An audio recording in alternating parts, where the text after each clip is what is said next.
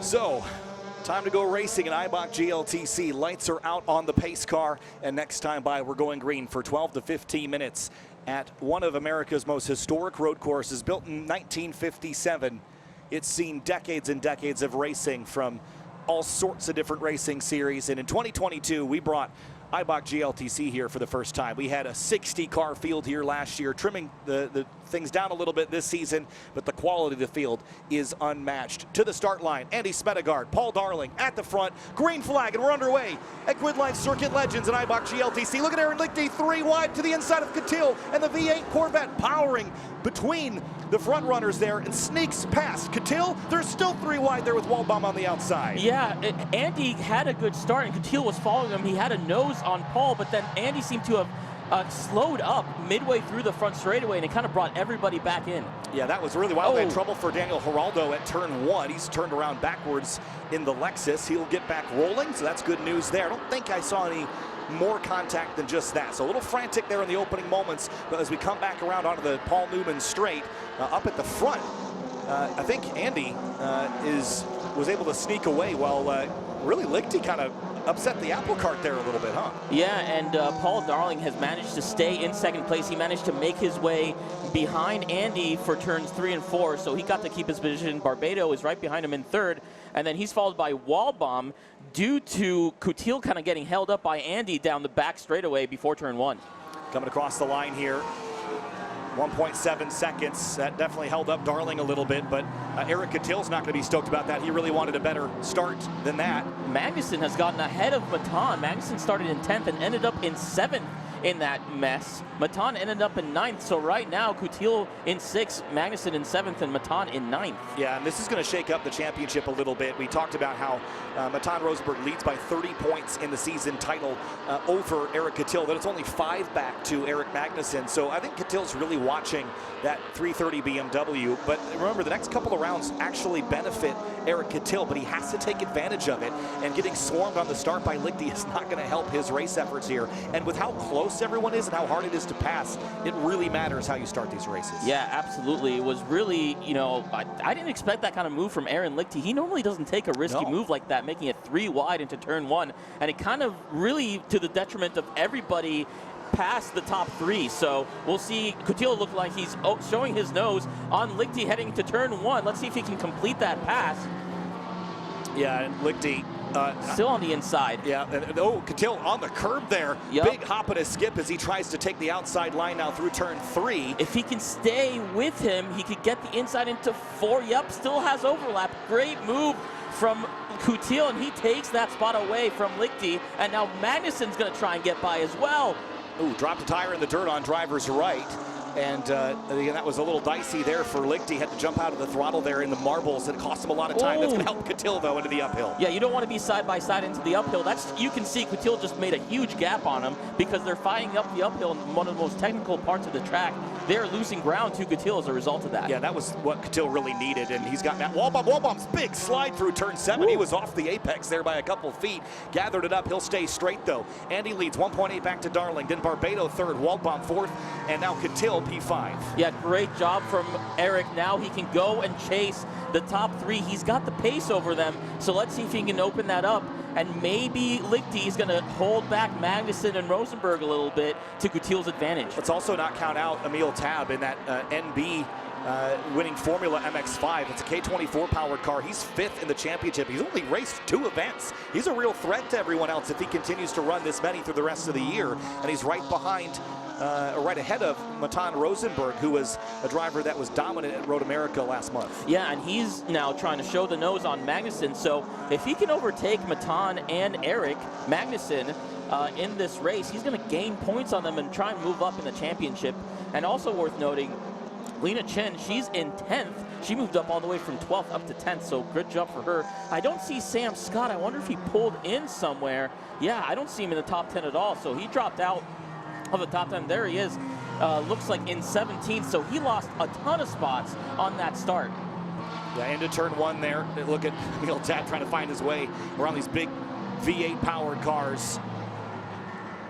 Yeah, as they come through the very the very technical turns 1, 2, and then 3. Oh, Magnuson gets loose on the entry into 3, and Tab closes the gap a little bit, but it's not enough. But Emil's going to give him trouble down the no-name straight. Is he going to try and make overlap, or he's going to try and get back in line and then try and make a pass happen in a more advantageous spot on track? Yeah, it's a small car, but it's got big power. That's a 220-plus horsepower NBMX5 with that K24 under the hood. And it's got Emil Tab, one of the more experienced drivers Paul is here. catching Andy. Andy's got a problem. Trouble for the race leader. Here comes Paul Darling around the outside. And watch the championship points here as well. It's going to shift and shuffle here with the positions changing. But Andy Smedegaard does have a problem. He's off pace, and Paul Darling takes the lead. Paul Darling and also Barbado getting through. Let's see if Andy can reset the car a little bit to see if he can make that issue go away. This is great to see, though. I'm sure both Paul and Barbado were happy to see that. They didn't really have to fight him at all. He looks like he's up to a pace, is Andy, so we'll see if he comes up to a pace. Maybe it's something that's only affecting him on the very top end of his speed range. Yeah, again, that's a real shame for Andy Smedegaard. But remember, Paul Darling last year was in this position in race 1, was leading, and then had a mechanical issue. Now he's got clear racetrack ahead of him, and he's got Barbado right behind. So this is about to get very spicy for the lead of Eibach GLTC at Lime Rock Park. Here we go, battle through West Bend and heading down the hill. Matt showed him the nose in West Bend to Andy, and he got bogged up, and now Coutil is trying to find inside. Yep, he's on his inside heading into the last turn. Here we go across the stripe. It looks like whatever Andy, maybe it was a shifting issue because he's back up to speed now across the stripe. Darling, Barbado, Smedegaard, Walbaum, Coutil, top 5. It's getting frantic here as they come across the stripe. Yeah, really great battle for 3rd through 5th here, but Paul Darling running away from Barbado here, and as you can see the weekend points, Darling will take the lead, I think for the first time in his GLTC career, heading into tomorrow's races. Yeah, look at Barbado and Smedegaard tied for 2nd right now, courtesy of Andy's qualifying points. So that's something we'll keep our eyes on all weekend long as we make our way through these 4 races. But Paul Darling in a position he's never been in. Nick Barbado has won 1 race before, race 4 at Mid-Ohio Sports Car Course. He'd love to steal the lead from someone and earn one the old-fashioned way. Yeah, Andy seems right back up to pace, and now he's kind of holding up Walbaum and Coutil behind him. You can kind of see Lichty's kind of catching that train back up. So we'll see if Walbaum and Coutil can get past Andy. I'm sure Coutil would love to. He knows every single position he makes up in this race is position important for his championship. So he's going to be pushing hard to get past those 2. So Darling picked up a little bit of ground on Barbado that time, 1.2 seconds. Smedegaard fastest lap, so he's clearly back up to pace. Yeah, was that just now or was that? Oh, I think you're believe right. So. Yeah, okay. If that was just now, then he's just fine. There's Barbado. And again, championship points.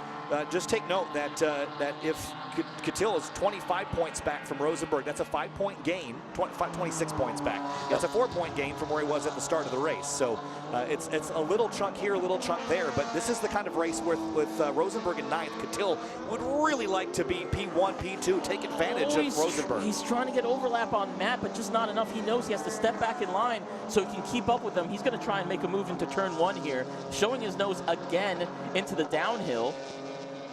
But now following him, trying to get that draft to get a nice exit so he can make a move into turn 1. Let's see what he can do. Lichty has caught right back up to them. They've left Magnuson, Tab, and Rosenberg behind. Here you go. Coutil up the inside at turn 1, opens the door. Walbaum left him the opportunity to stick the nose in, but didn't take it. Now he's going to track to the inside of Big Bend here, sliding on the curbs with the rub blocks there, and he's going to go the long way around at turn 3. This is the move he loves to make. This is the move he made on Lichty. If he can keep overlap through 3, here he goes. He has the inside of 4, and he can take that position. Great move. A big slide, and it'll leave him vulnerable. Here comes Aaron Lichty to stick the nose in. Tried to go right. Walbaum blocked it off. By the way, getting a notification, Carlos Mendez spun leaving Big Bend. He continued, so we'll keep racing here at the pointy end of the field. Just saw him roll on by. That's why he dropped down the order.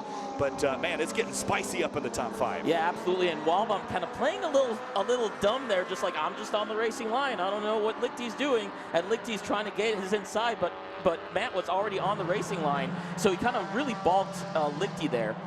Yeah, and again, so watch Catil here. Now that he's got this spot, I think it's going to count it here. There it is, and there's the extra point, 3:06 now. Just chipping away at Matan Rosenberg in this championship fight. So, and then there's a big jump between 4th and 3rd in terms of points. So that's going to be really advantageous to him if he can get past Andy Smedgaard for that last podium position. Yeah, this is going to be a big deal here, but he's going to run out of time, I think, pretty shortly. So no white flag display just yet, but he's got to get aggressive and get by Andy in this 2-1-2 Scion FRS. Yeah, great battle to watch. Eric carving through the field after he got balked on that start, but he's recovered well, and he's left his championship leaders in the dust. So this is a great drive from Eric here. This is what he needs to win the championship, or to at least gain points over his rivals in the championship. And Andy just a hair better, best lap of the race, as you see with the purple white there. So he is the fastest car, or was the fastest car on the racetrack at one point. Is that, oh, big slide for Catil, leaving 7. He gathered it up, but was way sideways all over the back of Andy Smedgaard here. And again, chasing down the 2-1-2 here into the first corner. On the outside, let's see if he's going to try and over-under him. There's still no white flag, so he's got at least one more lap. After this one, staying nice and tied up to him. I think he's probably going to tuck in behind him unless Andy makes a big mistake and try again into turn 1 on the next lap. This is really, really tight stuff. You know, Eric is driving so hard, knowing that Rosenberg is tied up way deep in the rearview mirror. He's got to take advantage. He's in this for the championship, not just the individual race bragging rights. And Andy's here, again, trying to prove the point. You know, this is a non-K Series or non-V8 car. I don't think we've had one of those win a race yet this season. Maybe Barbado, because he has the inline S52. S52, yeah. I think. So maybe that's the lone exception there. But Andy would like to add to that list. A little bit deeper in the field here. Here he comes. Still no white flag, so we still got another lap in addition to this one. And traffic, plenty of it. And Paul Darling's going to drive right into it, by the way, where he's up the road from this battle that we've been watching for 3rd. So the traffic management could mean the difference here. By the way, ooh, Tab making a move on Magnussen heading to turn 1. That's going to be real tight for what position is that? P7. Yep, and Matan tried to follow him into P1, didn't quite make the overlap. Oh, we can see him on the edge of our screen there. I think Tab might have the position. And blue flags flying, and Barbado making up some ground here on Darling, I think. But this is going to get spicy again on this final lap when we get it. Yeah, here we go. And now Catil's closer to Smedgaard, heading into West Bend from the uphill now. I think our leaders have cleared the pack behind them, so I don't think it affected between Darling and Barbado, I don't think it affected them very much. Same with Catil and Smedgaard, which is great to see. White flag, last lap of the race. Ooh. And here comes Eric Catil and Andy Smedgaard into traffic. It'll be the final lap between these two. Final lap for the race leader. Catil's to the inside of Andy. Down into the first corner here. And is Catil going to edge it away? Not quite. They had to go around the outside of Lisa Keys here. That'll be frustrating for Catil, but what can you do? Yeah, definitely. I mean, we haven't seen lap traffic play a big part in races until here, and it makes sense. This is our shortest track here on the calendar. Yeah, unfortunate for Eric. He just got it timed badly, but again, he's still gaining spots on his championship rivals. Yeah, up into turn 5 now, the uphill for the final time. Paul Darling, by the way, is going to be coming down the hill here in just a moment's time. And Paul Darling has never won a race in Eibach GLTC. Last year was robbed of it with a mechanical failure, but today he's going to undo the disaster of 2024. Paul Darling wins in Eibach GLTC. Race 1 at Circuit Legends goes to Paul Darling. Nick Barbado, 2nd place, and Andy Smedgaard is just going to hang on to 3rd place over Catil by a car length. Yeah, and here comes Walbaum, hangs on to 5th, Lichty in 6th, and then we're going to get, Tab and Magnussen to the line. Woo, that was tight. Magnussen got him by a nose. A nose. And that was 0.03 of a second between those two. And Lena made it all the way up to 9th in that. She passed Matan on that lap, so that's a great run for her. She gained up 3 or 4 positions, so great job by Lena Chin as well. Wow, what a race. That was exciting up and down the order. And Emil Tab just getting sniped by Magnussen there at the end, 18.6 seconds back and 18.6 seconds back. Really, really spicy. But wow, let's have a look at the race results here for Eibach GLTC Race 1. For the first time ever, Paul Darling wins an event in GRIDLIFE Touring Cup. Nick Barbado in second place, Andy Smedegaard, Catil, and Walbaum your top 5. But Lichty with that big move on the start, that little slip up when Eric got by, put him down the order a bit, you know?